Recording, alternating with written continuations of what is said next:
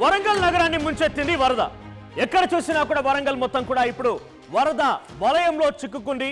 వరద వరంగల్ నగరాన్ని ముంచెత్తుతుందని చెప్పాలి. ఎక్కడ చూసినా రోడ్లన్నీ కూడా జలమయమైపోయి కాళ్ళను కూడా చెరువులు కుంటల్ని తలపిస్తూ ఉన్నాయి. వర్షం తగ్గినా ఇంకా జల దిగ్బంధంలోనే ఉండిపోయింది వరంగల్ నగరం. చెరువులను తలపిస్తున్నాయి. జల దిగ్బంధంలో సుమారుగా 118 కాలనీలు చిక్కుకుపోయాయి. అటు అమరావతి నగర్, భవానీ నగర్, హన్మకొండ ఊర చెరువుకు గండిపడి ఈ రెండు కాలనీలు కూడా పూర్తిగా నీట మునిగిపోయాయి. ఇక హంటర్ రోడ్డు మార్గంలో కూడా భారీగా వరద నీరు చేరింది.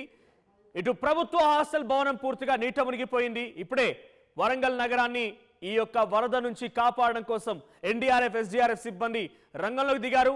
ఇక ముంపు ప్రాంతాలైనటువంటి ప్రజల్ని వెంటనే పునరావాస కేంద్రాలకు తరలిస్తున్నారు.